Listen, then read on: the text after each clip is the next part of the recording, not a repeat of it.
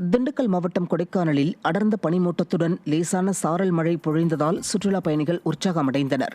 ஏரி சாலை, மூஞ்சுக்கல் மற்றும் ஸ்ரீனிவாசபுரம் பகுதிகளில் வாகன ஓட்டிகள் முகப்பு விளக்குகளை எரிய விட்டபடி மெதுவாக இயக்கி சாரல் மழையை ரசித்தனர். இதேபோன்று காலை வேளையில் ஏரி சாலை பகுதியில் தரையிறங்கிய பனிமூட்டத்தையும் கண்டு சுற்றுலா பயணிகள் உற்சாகமடைந்தனர்.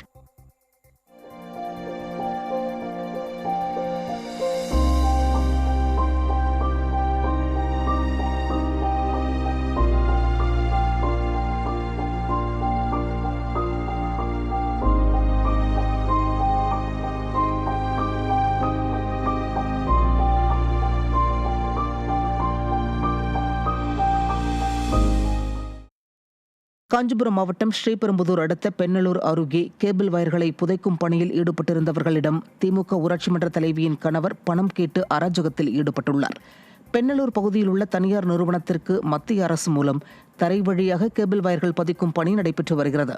இந்த நிலையில் பெண்ணலூர் ஊராட்சி மன்ற தலைவி கல்பனா என்பவரின் கணவர் யுவராஜ் கேபிள் வயர்களை புதைக்கும் பணியில் ஈடுபட்டிருந்தவர்களை தடுத்து நிறுத்தி கேபிள் வயர்கள் பதிக்க வேண்டுமென்றால் தனக்கு பணம் வழங்க வேண்டும் என்று கேட்டு மிரட்டியுள்ளார். நிர்வாக திறனற்ற ஸ்டாலின் ஆட்சியில் திமுகவினரின் பணம் பறிக்கும் சம்பவங்கள் அதிகரித்துள்ளதாக பொதுமக்கள் குற்றம் சாட்டியுள்ளனர். தருமபுரி மாவட்டம் நெல்லம்பள்ளி அருகே குடிநீர் கேட்டு கிராம மக்கள் சாலையில் தர்ணா போராட்டத்தில் ஈடுபட்டனர்.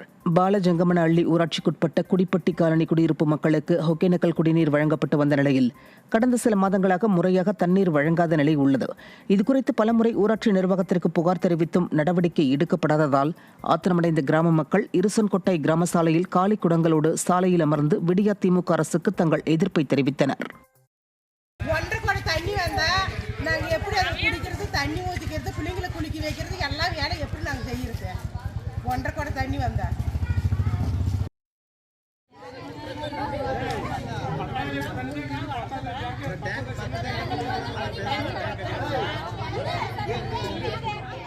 செங்கல்பட்டு மாவட்டம் மதுராந்தகம் அருகே சென்டர் மெடியனில் அரசு பேருந்து மோதி விபத்திற்குள்ளானதில் பயணிகள் 10க்கும் மேற்பட்டோர் காயமடைந்தனர்.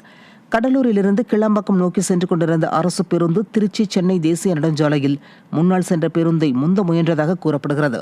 அப்போது ஓட்டுநரின் கட்டுப்பாட்டை இழந்த பேருந்து சென்டர் மீடியனில் மோதி விபத்திற்குள்ளானதில் பேருந்தில் பயணம் செய்த 10க்கும் மேற்பட்டோர் காயமடைந்தனர். இந்த நிலையில் விபத்தை ஏற்படுத்திய அரசு பேருந்து ஓட்டுநர் அங்கிருந்து தப்பியோடியதால் அந்த பகுதியில் பல மணி நேரம் போக்குவரத்து பாதிக்கப்பட்டது. விடியா திமுக அரசு தற்காலிக ஓட்டுநர்களை வைத்து பேருந்துகளை இயக்குவதால் இதுபோன்ற விபத்துகள் அடிக்கடி நிகழ்வதாக பொதுமக்கள் குற்றம் சாட்டினர்.